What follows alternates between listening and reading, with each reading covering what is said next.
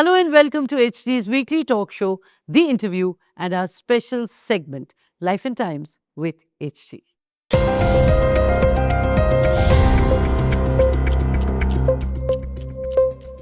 He holds Congress's Priyanka Gandhi in high esteem, and yet he was labeled a Sanghi, so to speak.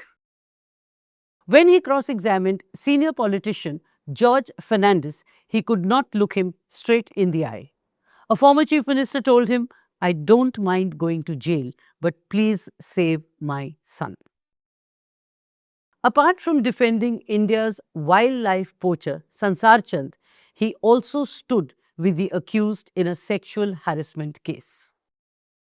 That apart, the Nirbhaya gang rape case and the Rajiv Gandhi assassination case are others that he has fought.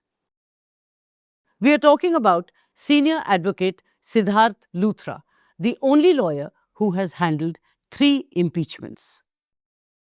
He's here with us in this edition of The Interview. We take him down memory lane in our special segment, Life and Times with HT. Meet senior advocate Sidharth Luthra.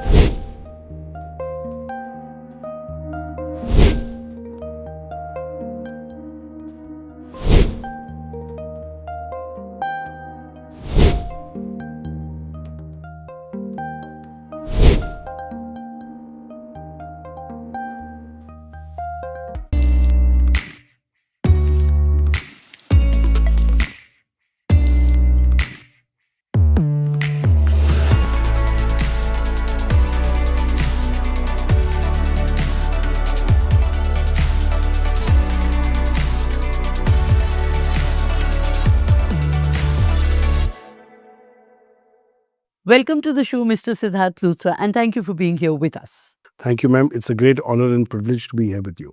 Let me begin from the beginning. You are, by all accounts, a sentimental man. There are memories of your grandfather, of your great-grandfather as well. And there are others that form part of a book dedicated to your mother. And above all, you have your father's refugee card still with you. And I see you're wearing a blazer, your school sports blazer.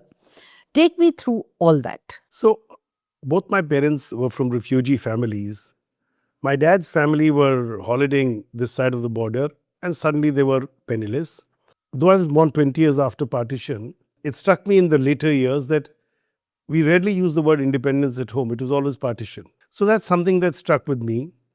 I've also seen the struggles of my father, my grandfather. The struggle of that decade post 47 was something which did take, I would say, a toll on the family. But at the same time, my grandparents, my father, my mother, they persevered. And a lot of what I have been able to do in my life is because of their hard work and their blessings.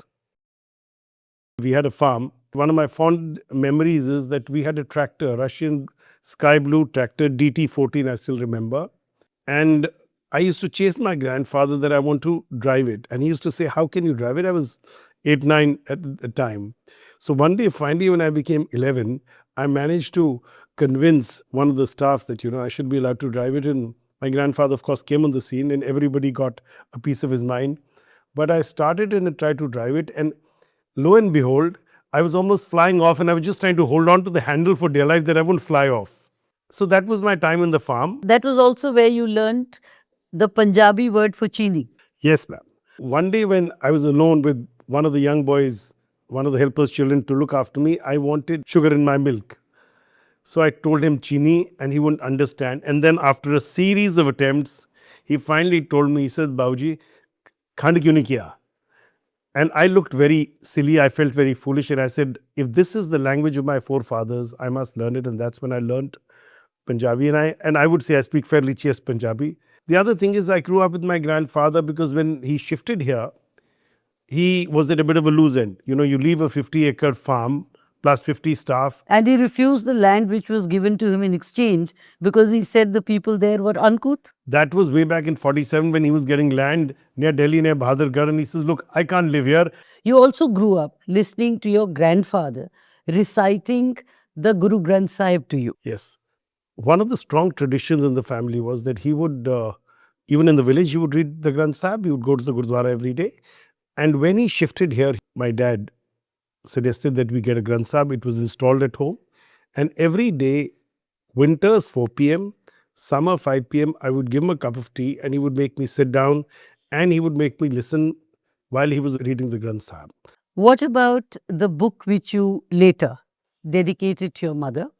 And what about keeping still in safe custody your father's refugee card? I've retained not only my grandfather's refugee card, I also have this blazer of my father's, which is from his sporting. One of the few things he could get from partition, a badge, as you can see, from FC College for Athletics. So he was athletics blue. And this was a blazer which he got. He got a coat made, and now I have the coat which I wear. I have my grandmother's kirpan with which she used to cut kada prashad. I have the kullas which we wear in turbans in all the weddings in the family. And the book was actually a book of photographs. So we got a home in the hills and my mother and I would be there almost a month and a half every year. During those period, I took a number of photographs. A couple of friends suggested I make a book out of them. And I started this process in 2019. And those photographs are really a collection of my time spent with her. So this was a book which was dedicated to her. Your great-grandfather was told by Sir Sobha Singh, let's go to Delhi and build the capital together. Tell me about that. So this is something which came from my grandfather, that they had exchanged turbans and which was the mark of respect. When the capital was being made, my great-grandfather was also in the construction, who was also agriculturist, but he used to do construction and canals, projects, etc. Was told, look, brat chalo, naal chal mere naal, Delhi bana diya.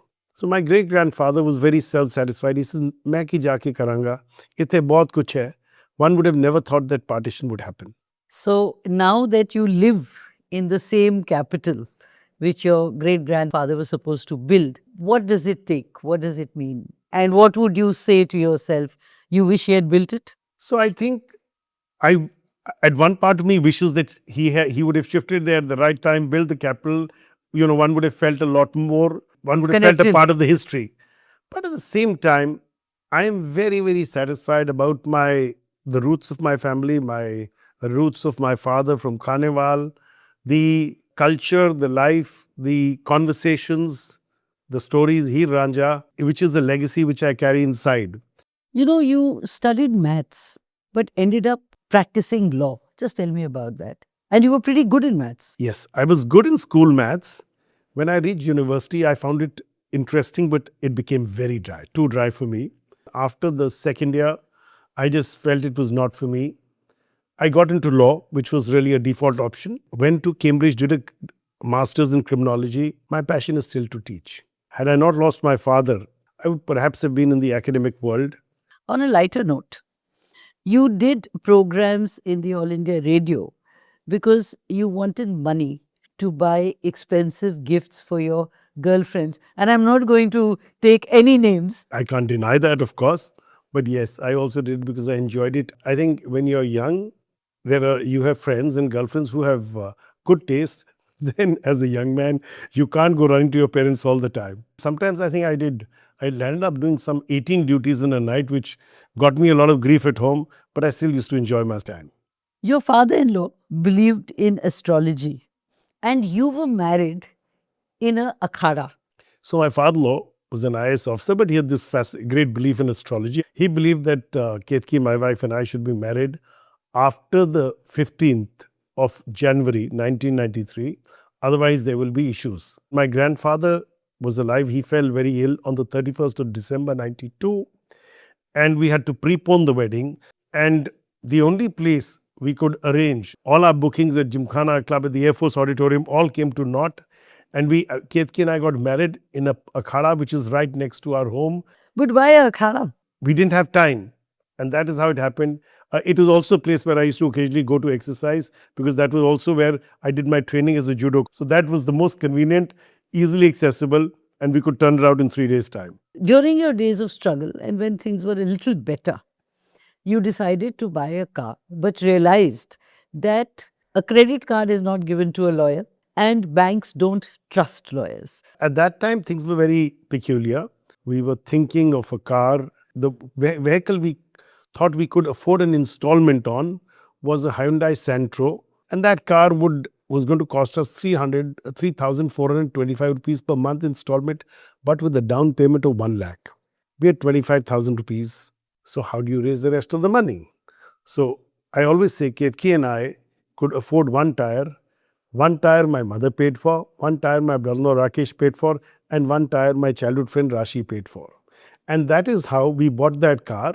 Getting a loan was a challenge, whether it be lawyers, whether it be police officers, politicians, and even your variety, that journalists, they would never get loans because people thought that we were the kind of people who would never pay up. I can now see a Maybach. So you've come a long way. Yes, things have come a long way. Destiny smiled on us. There is another story about your father's car. I have my father's car. My dad had a Mercedes. It's a 190D sterling condition, and I've maintained it with passion because it is the memory of my late father. People often laugh and tell me that, you have put more money into this than most people put into a new car. Do you drive it? Yes, we drive it. It is started every day. And when Mercedes-Benz launched the new 190D, this car was taken on a flatbed to Missouri for the launch because it is the first of its kind and in mint condition. Now, coming to your cases, the most serious aspect of your life, you're the only lawyer who has handled, in fact, handling still one out of the 3 impeachment cases. Take me through those, the twists and the turns, and what it takes. This was a Calcutta High Court judge. It was challenging from 2 perspectives. The judge had secured an honorable order to say that he had done no wrongdoing from the division bench of the Calcutta High Court. So we had to search deep and get information which was not before the Calcutta High Court, and then meet the challenge because his argument was, I have been exonerated by the division bench of the High Court. You cannot now proceed against me. But with a lot of effort, we were able to put out credit card slips. We were able to put out personal vouchers. We were able to put out book purchases. And those turned the table to say that a person who is a lawyer was entrusted with money, public money, as a receiver, utilizes that money for personal gain, then becomes a judge and does not account for it. That went to Parliament. He was a great orator. It was in Rajya Sabha when he did an outstanding job. And in the evening, the late Arun Jaitley called me up, said, Sidharth, there is an issue. Please come and see me in the evening. So I, along with my colleagues, we went, and he had all the records, and he says, look, how do we deal with it? So since we were so familiar with the record, we just pulled out the credit card slips, the Citibank vouchers, the personal checks, and placed it. And that was the end of the story, because the next day they turned the debate around, and the Rajya Sabha, which was about to exonerate him, indicted him. Later he resigned. The second case was, in a sense, tougher. It was of a judge called Justice Ganguly in Madhya Pradesh High Court. This is a case I was doing for the judge. The first was for the committee for the government, and this was a case of an allegation of sexual impropriety. In fact, I'm going to talk to you about your standing up for the alleged accused and not the victim, but we'll come to that later. Exonerated accused, ma'am, now, not alleged any longer, exonerated. All right. We had to cross-examine witnesses, including a former judge of the Supreme Court. I was able to get the judge off completely. All charges were dropped by the committee. Once charges are dropped, the matter does not go to the House because that's where it ends. So before I come to the third case, which you are still fighting or representing, let me ask you, why did you, in the first place, take up a case and fight for the now exonerated accused and not stand for the victim? The victim was a student of Delhi University of Delhi, but I had no connection, and the judge reached out to me through another formal judicial officer. I have always believed that in a civilized society, in a system which is governed by rule of law, everybody has the right to be represented. The day we as lawyers start making a value judgment, somebody's guilty, then I have no right to represent them because that's being unfair. But everybody deserves a chance. I have represented people who may be accused of the most heinous of crimes, but then I've also appeared in the Nirbhaya case for the state. It pains me when people ask, how can you do this? I'm going to ask you, how can you do this? Sexual harassment is sensitive.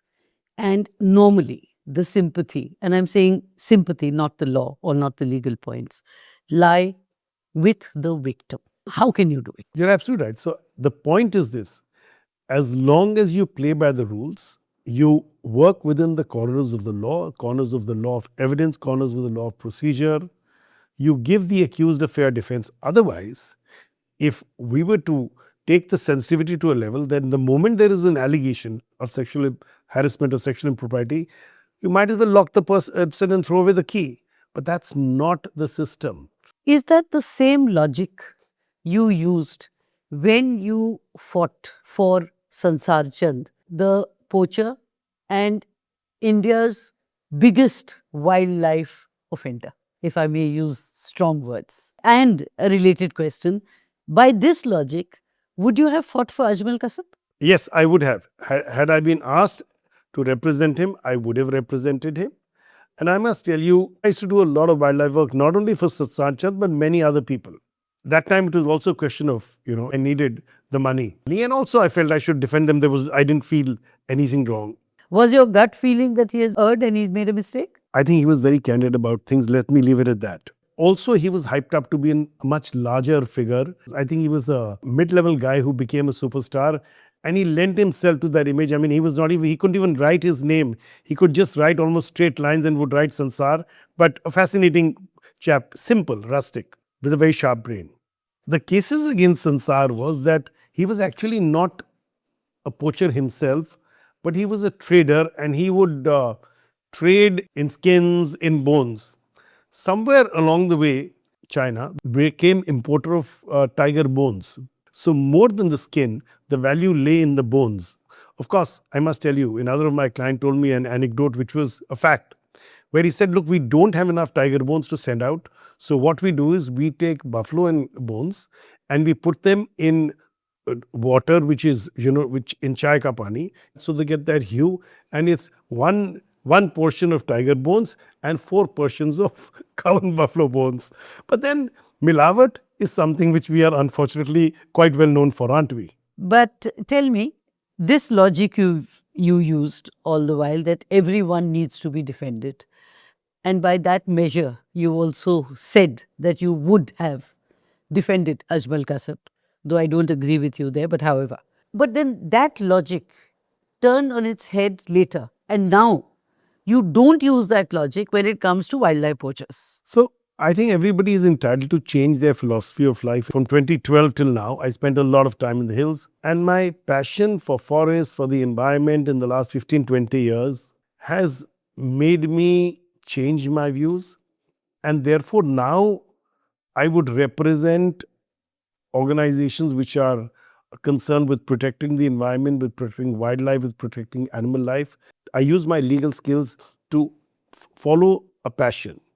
And once I'm following that passion, I think defending people on the other side is not the ethical thing to do if my heart is not there. So if Sansar Chand were alive and he were to come back to you, what would you say to him? Yes or no? No. I would excuse myself. So the third impeachment case, how much can you tell me? Can you tell me anything? So I can only tell you this, that it relates to a judge of the Delhi High Court who is facing action because it is alleged that there was currency found which was burnt, and later on it is alleged to have been cleaned away. He is undergoing an impeachment process, but because there is a restriction by the committee to speak about the proceedings of the committee, I would not like to get into further details. The big picture. What does it take to handle impeachment cases? It's not like any other case. It's not like a client or, what does it take? Is it a battle of nerves? Yes, of course. There are 2 levels of challenge, 3 levels. One, you're dealing with uncharted territory. Secondly, because this area of the law is not developed. When we did Soumitra Sen's case, we had to look at law all over the world to build a case, because the question was, what are the standards expected of judges? The second one was a little simpler because the charges were specific. The third one, again, the issue is what is, because if you test somebody on the standard of propriety, then how do you test them? So the point is that there is a higher standard than either in civil law and criminal law. And of course, there is intense pressure in any such case to perform. There's a lot of nervousness that you should not underperform, because how will posterity judge you? So, when you take up these cases, or when you decided or they came your way, did you have a conscience burden? Was it should I not? Or you just jumped into it saying, I have to? So the first time I was actually prosecuting the judge, that was for the government. The second came my way because I'd done the first and possibly the third also.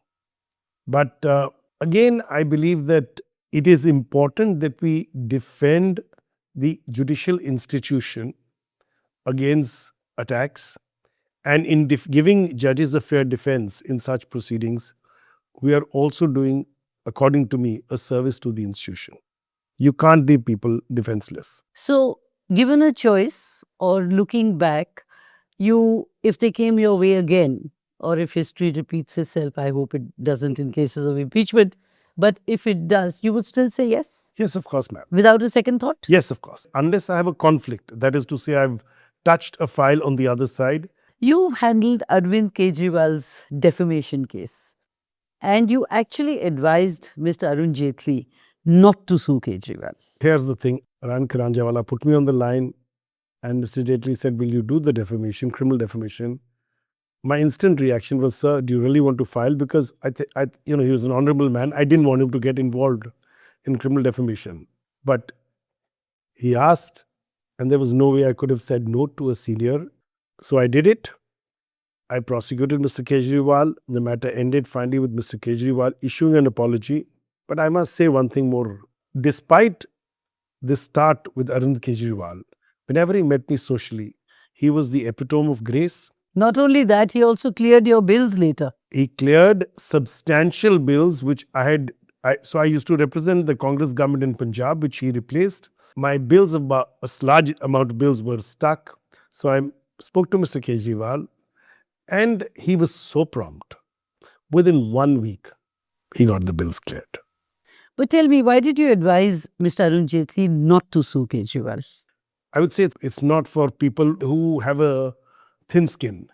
It is for people with a very thick hide, because the moment you step into the witness box, you can be put all kind of random questions about your reputation, your family, your credibility, and it's a free-for-all.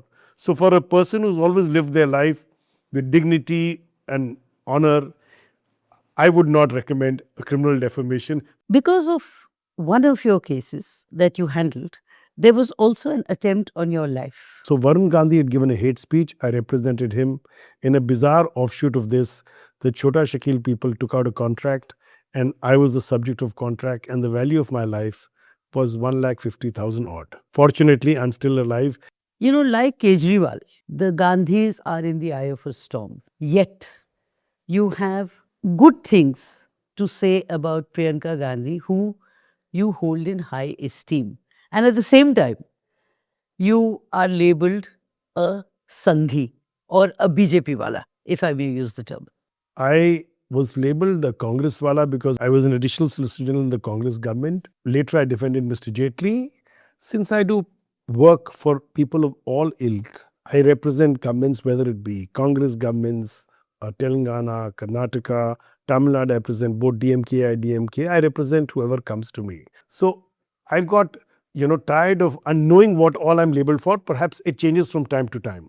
You've played down your connection or the BJP wala term because in your student days in college, you were in touch with Mr. JP Nadda and you interacted with him. Yes, I didn't want to play down. I was in university politics. I was approached by the ABVP, the Akhil Bharati Vidyarthi Parishad, met them, interacted with them, with Mr. Nadda as also, and Govindacharya. I remember visiting their office, but after that, I did law, was not in university politics, so I was not relevant to anybody. It's strange that people label me like this because they forget that I did the Tehelka Commission when the NDA government was in power. I'm going to come to that. And that is when you cross examined Mr. George Fernandez, and you were so nervous that you could not look him in the eye. He and my father were the closest of friends. I got into the Tehelka Commission just by freak chance. When it came to cross-examining Mr. Fernandez and show that defense dealers had access to his home, open access. It was challenging because of the personal and family connect. The man had picked me up on his lap often enough as a child. So the next day when the cross-examination happened, I did not want to make eye contact with him to start with because I felt I may get emotional. Midway into the cross-examination, he turned to Justice Venkateswamy and said, "Do you know who this young man is?" Justice Venkateswamy was surprised at this turn of events. And then Mr. Fernandez says, "His father, Mr. K.K. Luthra, defended me in emergency when nobody would touch me. The irony is today he is cross-examining me." What did that do to you? My eyes became moist.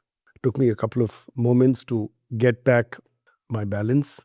Apology may be a strong word, but when you met him outside court and later, did you express or feel regret at doing just the opposite of what your father had done to Fernandez? I had no regret in what I did because I thought that I felt I was clear in my mind that I had a duty to do. But my concern was, would I be able to do it fairly and effectively because of the emotional connect in the background, the family connect. Another interesting aspect about politicians you have dealt with is their worry about their kids. A former chief minister, I will not name, you can if you want.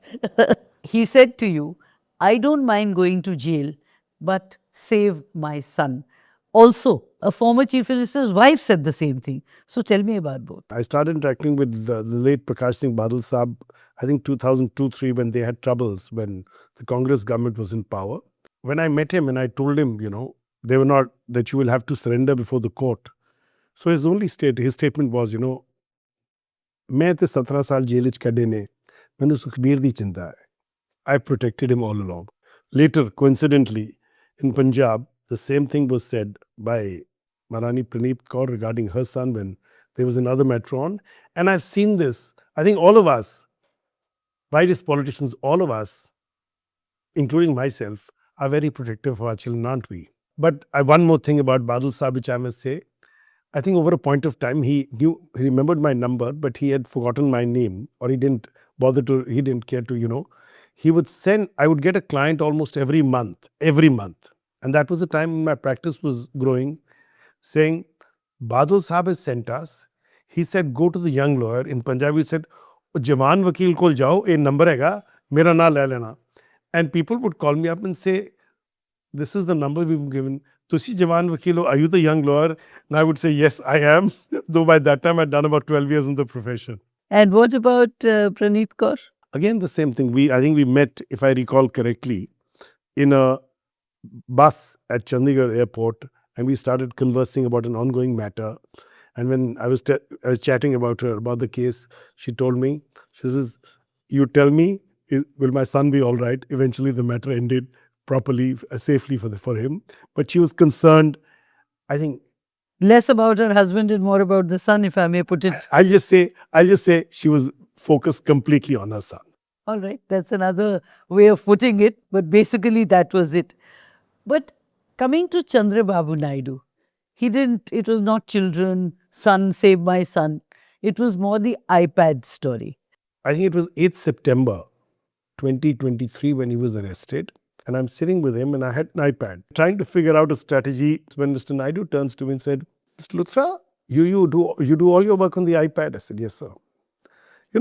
After this is over, I want you to come and train the TDP legal cell on the use of technology. And I'm thinking to myself, this gentleman is facing possibly one of the biggest challenges of his life. But look at the forward-looking approach he has. He always wants improvement and reform. You've been a counsel for the National Investigation Agency and handled militant funding. Just tell me how it works. So here is how it works. Post Burhan Wani's death, there was a lot of stone pelting. So the new way, the rage became stone pelting. Now, money is raised through cross-border trade. Money is raised by sending children, used to be raised rather, by sending children to Pakistan for education, and on their fees refunded. And money is in the cross-border trade is the differential, and then money is also brought in through Hawala networks. That money was then distributed through certain organizations and reach the stone pelters who would then disturb public peace, and that is the mechanism by which law and order used to break down in Jammu and Kashmir. In fact, there used to be a calendar of protests that which day where protests would be done, and through word of mouth and through connectivity, people would gather there, and the funds would reach so that people would be paid to do that work. And now, before I let you go, the two big cases, Rajiv Gandhi assassination and the Nirbhaya case. So I'll begin with Nirbhaya. When it came to the Supreme Court, I had to I paid for the state, and it went on for 9 months. The evidence was solid, but towards the end, I had a challenge. For the three accused, I was concerned about asking for the death penalty for one of them. I took 3 weeks, 4 weeks to re-examine the entire evidence. This time around, when I read the evidence, I was clear. So we did ask for the death penalty and get it. What troubled me was that when the death penalty was announced, there was an uproar in the crowd. That was something that really disturbed me. Just explain that to me. So people started clapping and cheering. It was a serious moment. The case arose out of the rape and death of one and injuries to the other, but at the same time, 3 people were being hanged. Didn't they deserve to be hanged? And hence, cheering, maybe a harsh word to use, was probably the possible consequence. I won't say in order, but probably the possible consequence. Ma'am, I think in the Supreme Court, in a courtroom full of lawyers, we can't be so bloodthirsty. We have to show a level of depth and maturity. The consequence, you're right on. The consequence would have been death penalty, and it was upheld. But the reaction was something which I personally feel was unfortunate. I have absolutely no regrets about arguing that matter and seeking the death penalty. In fact, I was just going to ask you that at a personal and emotional level, were you dispassionate when you were handling this case? How much were your emotions involved? What did it take as a human being and, of course, a lawyer? In all cases of such grave cruelty, whether you're representing one side or the other, you have to come to terms with the nature of evidence. The evidence, if it's photographic, can be very gory. The evidence which, there are videos, there's photographic evidence, you have to actually, absorb it, deal with it, and present it in the corners of the law. But you can't let yourself get swayed by it. You can't let your emotions get the better, because sometimes if that happens, you lose track of what you have to do as a lawyer. Okay. The Rajiv Gandhi assassination case. I joined the government on 6th of July 2012. Thereafter, a joint secretary for the government came and handed this file to me, and it was a very big case. Unfortunately, it did not come up for the next 1.5 years. The matter came up for hearing. Meanwhile, the Supreme Court came out with a judgment which really set the trend and which was a pathbreaker on long incarceration on death row. And the conclusion in that judgment impacted the Rajiv Gandhi assassin's case completely. Which was that if they are there for a long time on the death row, it should be converted to life imprisonment. Is that right? Absolutely, ma'am. So this was what we were facing. And I still remember the challenge was that when the matter initially came up for hearing, I had a problem getting instructions. Just explain both these to me. I tried the then Law Minister's office, couldn't get through. Tried the Home Secretary's office, no clear response. What pained me was that not just for a party, for the nation, the death of a former Prime Minister is a very important thing, and it should be a matter given the highest importance. Not only was it not, but the matter just remained lingering in the files, and It was only when President Pranab Mukherjee came that he cleared out all these files. There was no reason for that decision to be deferred for 10, 11 years. So it was initially the BJP government, thereafter the Congress government. So let me end on a lighter and personal note. Of course, the part about when you couldn't afford a car, we've spoken about. But your wife, in those days and years of struggle, wore only black and white. Just give me the logic. We had little money. The way to be decently dressed, both in the day and the evening, was buy black and white, don't buy colors. Nobody will get to know the difference. On that note, Mr. Sidharth Luthra, thank you very much. Thank you for your time and thank you for being here with us and taking us through these very, very interesting and challenging cases. Thank you so much, ma'am. It's a great honor to be here on this show with you. I never thought I'd ever get a chance to sit with you like this. Thank you.